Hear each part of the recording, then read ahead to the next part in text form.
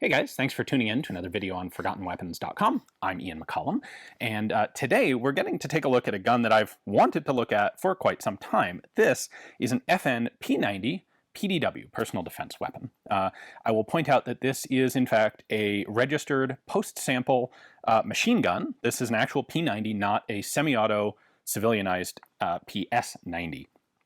So we have, the way you can really distinguish that from there is the short little barrel. Now, the P90 was developed as I said, a personal defense weapon in conjunction with a pistol, both chambered for a cartridge that was intended to be able to penetrate body armor. Specifically, this went into development in the mid-late 1980s at FN, and it actually predates the official NATO request for this system. So it's unclear to me if FN had some foresight that this was going to be coming from NATO, or if it was something that they saw a need for independently and started to develop. Ultimately, what really got this gun going was the NATO request for this style of firearm.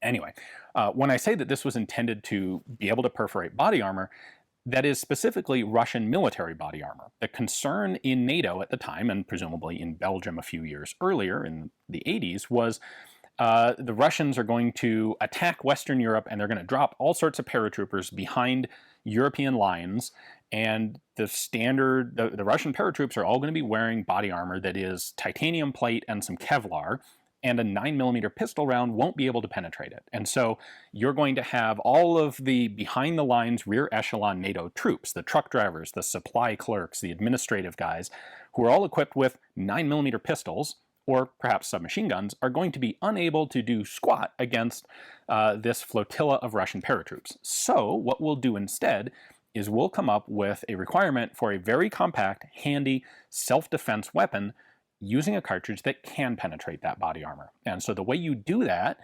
if you want to keep a small, lightweight, and controllable gun, you increase armor penetration by making the projectile small in diameter and high velocity. Give it a hardened core, and the trade-off here is it will be able to go through a hard surface like body armor, but it's going to be pretty limited in the amount of damage that it will actually do to a target after it goes through that armor. That's the trade-off. The cartridge will be less effective on an unarmored target than standard 9mm ammo, but it will be more effective on armor. So, like I said, FN put this gun into development in, I think it was 1986. It was launched formally in 1990, just a year after NATO formally requested this sort of armor-penetrating capable PDW style of weapon. That NATO request came in 1989. Of course, the thing that really jumps out about the P90 is it's a very unusual, distinctive-looking firearm with a very unusual, creative magazine system, with a 50-round magazine that lies parallel along the top of the gun. So let's take a closer look at this. Let's take a closer look at the cartridge and talk about what is new and what is just kind of hiding inside the P90. For all of the swoopy, high-tech, futuristic look of the P90, especially in 1990 when it was released onto the market, this is actually mechanically a pretty darn simple gun. This is, in fact, simple blowback. There is no locking system. It really doesn't need a locking system because it's a very small cartridge. The most mechanically interesting part of this to me, of course, is the magazine. So our magazine catch is right here. There's two of them, one on each side. Pull those two back, and we can then lift the magazine up and out of the gun. It is a translucent polymer mag, so you can very easily see through it and see how many rounds are in it. Just for comparison's sake, that is 5.56 NATO. That is 5.7 by 28mm. Now, when this cartridge was originally designed, it was designed by a couple of engineers at FN, one Jean-Paul Denis and Marc Neuforge. And unlike a lot of cartridges being developed today, they didn't adapt this from anything else that existed. The 5.7 by 28 is a completely unique cartridge, doesn't have any parent case, has a couple interesting characteristics to it. The case itself is perfectly straight-walled, the rim is just slightly rebated, and the cartridge case is actually covered with a very thin polymer layer to aid in basically lubrication, in extraction, and in feeding in the magazines. Typically, a cartridge will have a very slight taper to it. That is, in fact, the case with 5.56, which you may or may not be able to actually see with the bare eye. But that taper simplifies or eases extraction, because as soon as the cartridge moves back just a little bit, now, because it's tapered, the cartridge case is no longer in direct contact with the chamber. Well, on a perfectly straight-walled case like the 5.7, that doesn't happen. So they have a chemical lubricant on the case that takes the place of that taper. I suspect the lack of taper was in order to be able to stack 50 of these up like so in the magazine without needing any curvature. Now, when these are in the gun, the cartridges are pointing out to the side, and they feed through a very interesting rotary mechanism here.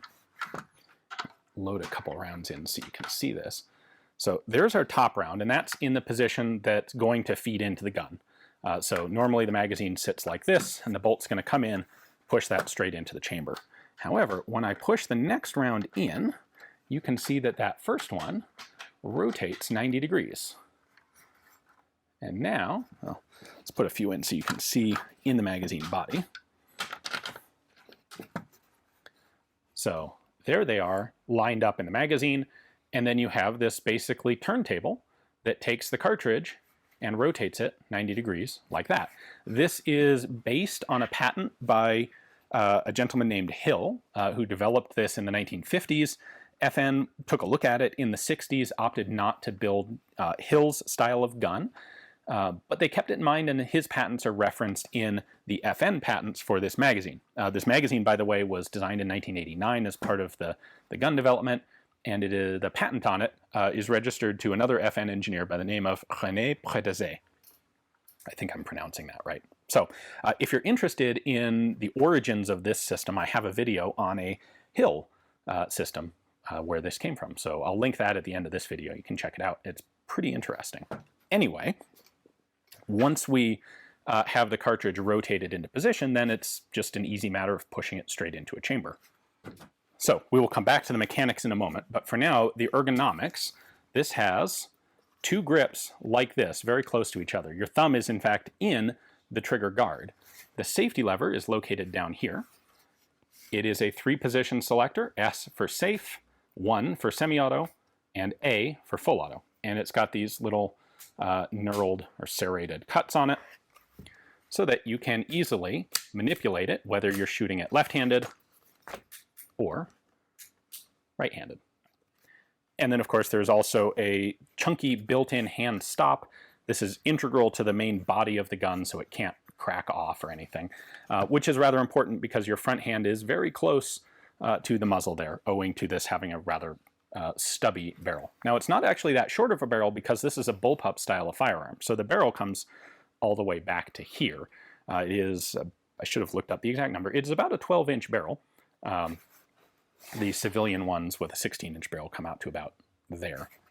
Anyway, because of the short overall configuration of the gun, they don't have iron sights because the sight radius would be very, very short. Instead, they have a variety of different optics mounted on this sort of buttress assembly up here.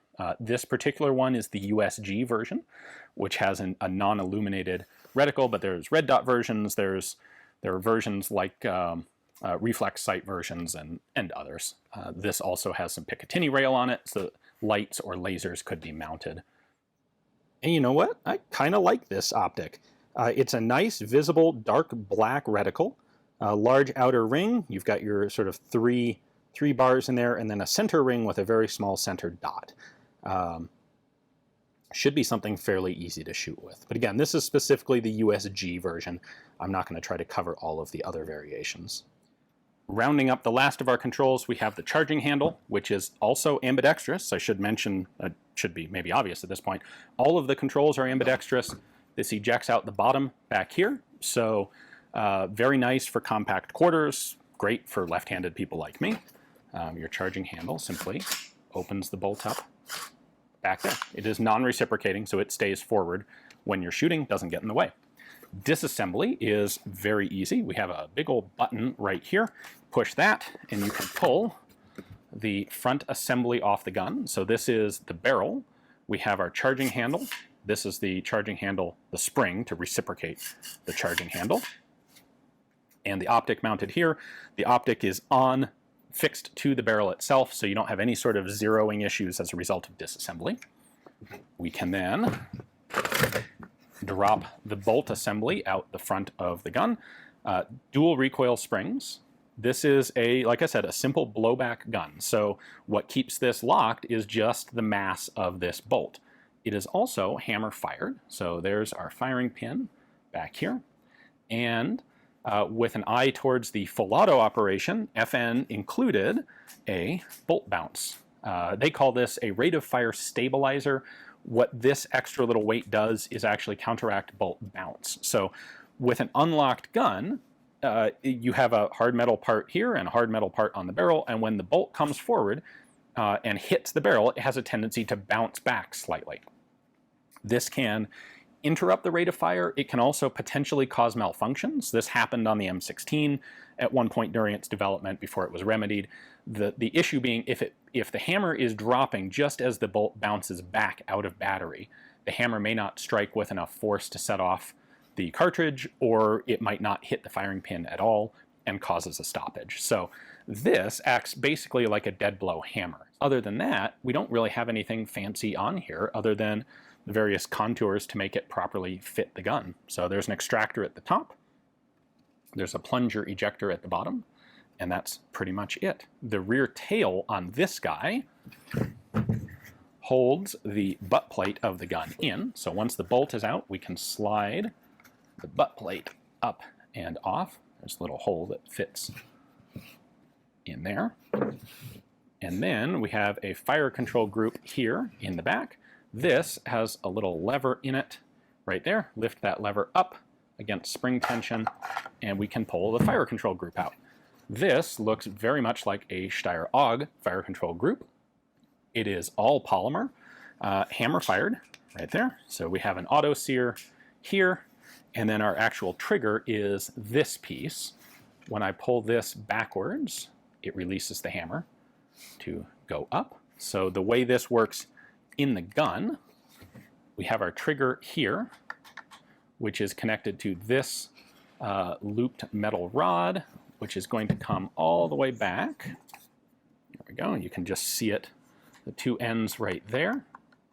Those two ends, there and there, sit here and here in, essentially, well, in this part of the fire control group. So when at first, the bolt has to go into battery, which trips that.